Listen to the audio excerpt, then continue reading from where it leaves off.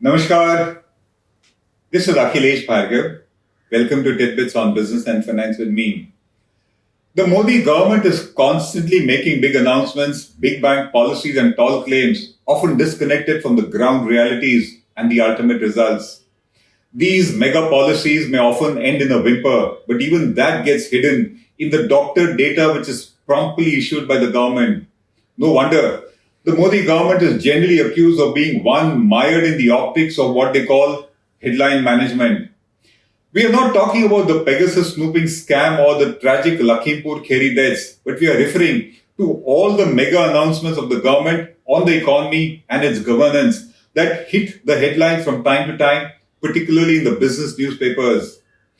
Take the big bang initiatives and announcements of the Modi government in the recent months, often spearheaded by the Prime Minister himself. These big ticket announcements have included the disbanding of the 200-year-old Ordnance Factory Board and the setting up of 7 defense PSUs by the central government.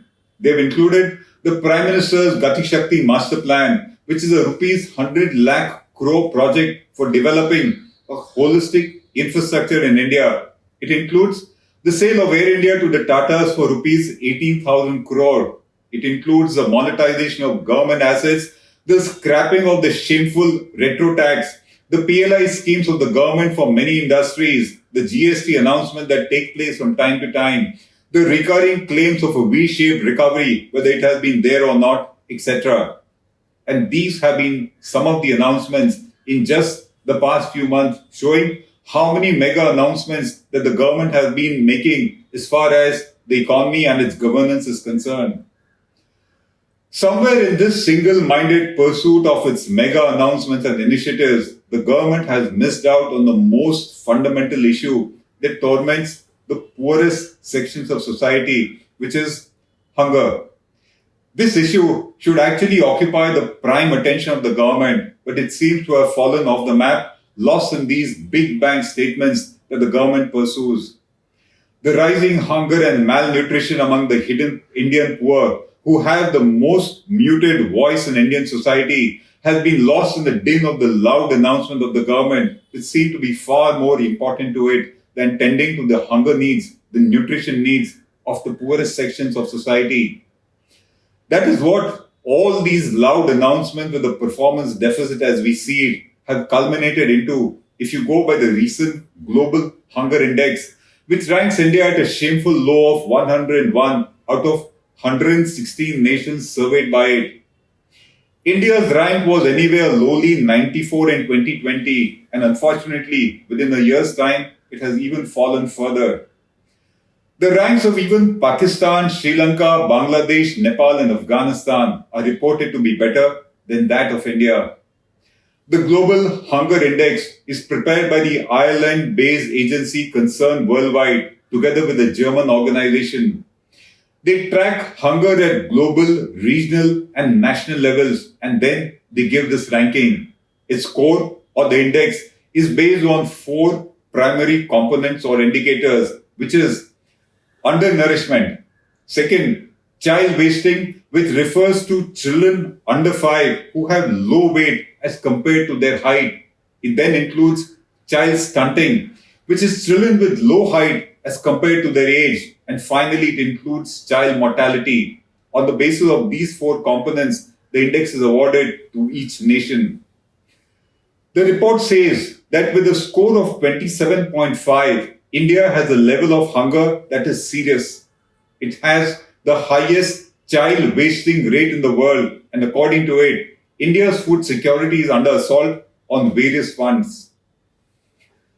While the government certainly likes to take all the credit and hog the limelight in case any favorable or improved rank or index is given to India, like we see in the case of the debatable ease of doing business rank given by the World Bank, its reaction is, however, combative and dismissive when it comes to India receiving a ranking which is not palatable to the government, as has happened in the case of this recent index given under the Global Hunger Index.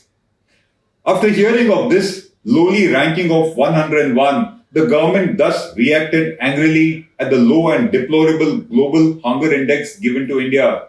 It is, after all, a disgraceful and humiliating rank, not just on a standalone basis, but also in comparison with its own immediate neighbors. The government outright rejected the rank given to India, saying that it was shocking and it questioned the very methodology used by it in order to assess hunger and nutrition in India. The Union Ministry for Women and Child Development immediately said that India's rank is based on the Food and Agricultural Organization, which is a UN body's estimates on proportion of undernourished population. It said that the FAO estimate is found to be devoid of ground reality and facts, and that it suffers from serious methodology issues. The FAO methodology, according to the government, is completely unscientific. It has based its assessment, it says, on the results of a 4-question poll, which was telephonically conducted by Gallup on its behalf. In other words, there were no boots really on the ground. There is no scientific methodology to measure undernourishment like per capita availability of food grains during the period of the survey. The government therefore said that Concern Worldwide and its German counterpart have not done their own due diligence before giving this index and releasing this report. The government then further said that the report disregards the government's massive effort to ensure food security of the entire population during the COVID period. You'll recall that one of the first initiatives of the government at the time of the COVID lockdown was to distribute grains to the entire population, and crores benefited from it. The government says that this report completely disregards that fact. The opposition parties, of course, immediately reacted to say that the Modi government policies have failed miserably and that people continue to suffer. Of course, the government on its part says that this index given to India is wrong, not just in terms of facts, but also in terms of methodology. To us, the Global Hunger Index report is clearly harsh on India and does not seem to match the ground reality. There is a burgeoning widespread malnourishment in India, but it is not as much as the report says. And moreover, statewide disparities in India are many, and it is not possible to come to a common conclusion. We have always said that limited surveys cannot map the reality of a large and densely populated country like India. The levels of food supply, hunger, nourishment, and healthcare vary sharply from region to region in India, and that without a comprehensive survey, as in the case of this report, its findings will lack credibility. This report did not undertake a comprehensive survey, and thus there are very clear lacunae in it. But then, the utility and credibility of such a report lies in that it should be taken as a pointer to a potential catastrophe in India, and that's because hunger in India is certainly on the rise, and so is the case of malnutrition. The eminent economist Jean Druzet rightly said that one should not read too much in this hunger index issued by Concern Worldwide. But he sees it as a useful reminder that India is one of the most undernourished countries in the world. He said that there have been many household surveys and reports pointing to an increase in hunger during the lockdown. He therefore says that the extra allocation of food grains did not make up for the huge loss of employment and income which was faced in India. And to that extent, there is merit in the report that hunger has been rising. To us, the report is certainly a reminder of the downward slide in the overall economy, which has ultimately aggravated hunger and malnourishment in the poorest sections of Indian society for sheer want of income, which has been declining year after year. After all, declining household income, poverty and hunger go hand in hand.